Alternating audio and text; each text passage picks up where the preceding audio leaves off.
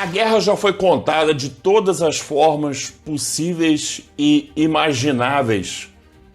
Do realismo visceral do Resgate do Soldado Ryan, à estética crua de Band of Brothers.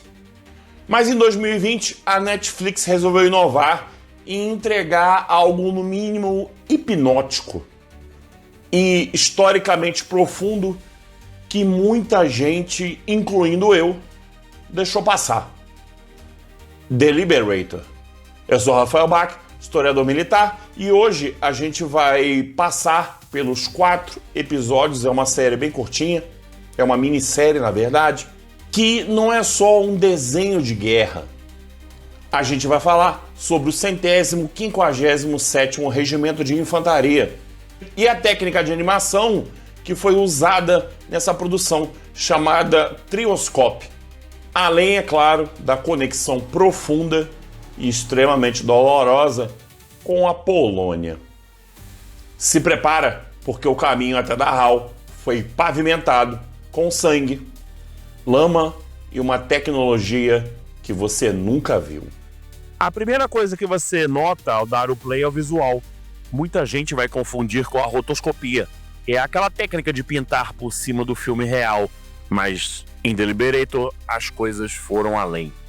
Eles usaram uma tecnologia chamada Trioscope Enhanced Hybrid Animation. Esse tipo de animação que foi feita permite que a série mostre a escala épica da Segunda Guerra. Tanques, explosões e frentes de batalhas imensas, com um orçamento que não seria possível num live action tradicional, ao mesmo tempo que preserva a atuação humana. Você vê o medo nos olhos do capitão americano Felix Sparks, interpretado por Bradley James. Mas por que isso importa? Porque a guerra na memória coletiva muitas vezes parece uma pintura ou uma fotografia antiga. O Trioscope transforma o documentário em arte viva. Ele suaviza as bordas da realidade para focar no que realmente importa, a expressão de quem está no fronte. A série foca no capitão e depois coronel Felix Sparks. Mas o coração da história está no seu regimento, o 150º da 45ª Divisão de Infantaria, os Thunderbirds. Sparks comandou um grupo de homens que os próprios Estados Unidos da época desprezavam. Ali a gente vê cowboys brancos, nativos americanos e descendentes de mexicanos. Eram homens que, naquela época, em casa, não podiam sentar no mesmo restaurante ou usar o mesmo banheiro.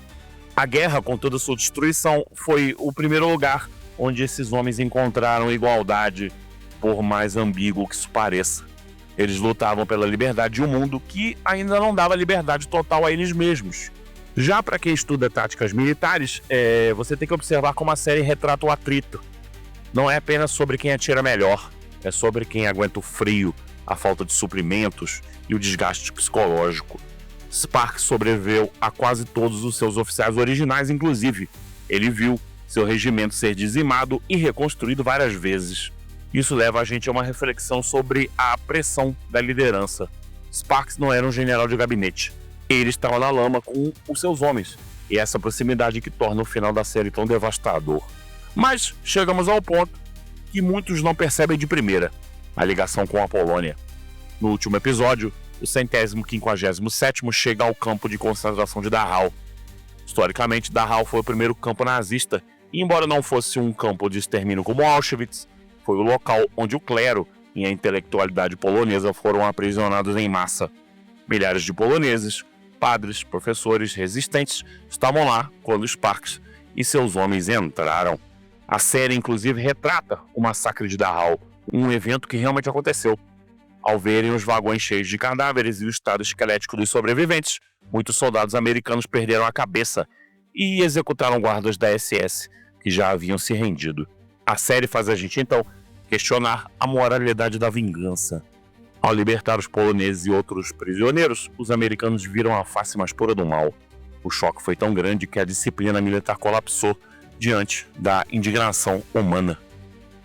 Como eu falei lá no começo, a série condensa em 4 episódios apenas 500 dias de guerra.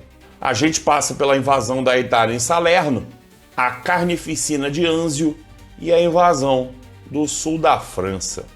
The Liberator é uma obra-prima em todos os sentidos.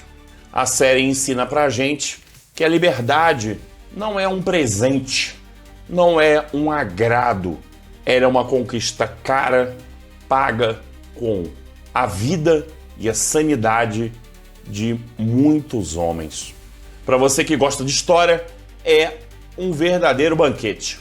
Ela respeita a cronologia, dá peso à logística, mas, acima de tudo, humaniza o que muitos acham que são os párias, mas que são verdadeiramente as pessoas que salvaram o mundo. Se você quer entender o que é o peso do comando e o trauma do Libertador, essa série é obrigatória. E se você já assistiu, deixa nos comentários aqui para saber o que você achou. Se você não assistiu, vai lá, que ela, no momento que eu estou gravando esse vídeo, ainda está disponível na Netflix. Lembrando que os catálogos dos streamings são alterados permanentemente. Não perde tempo não. Procura lá, The Liberator, que você vai gostar bastante. E eu espero que você tenha também gostado da forma como a gente fez esse vídeo. Vamos falar de filmes todos os domingos. Filmes que realmente são importantes, de qualidade, tem a ver não só com a guerra, como com a Polônia, que é o foco principal e absoluto do nosso canal. Obrigado, fica com Deus. Vou deixar aqui em cima uma playlist dos nossos vídeos semanais, os vídeos que eu não apareço. E obrigado, fica com Deus, assiste lá os outros vídeos agora e até a próxima.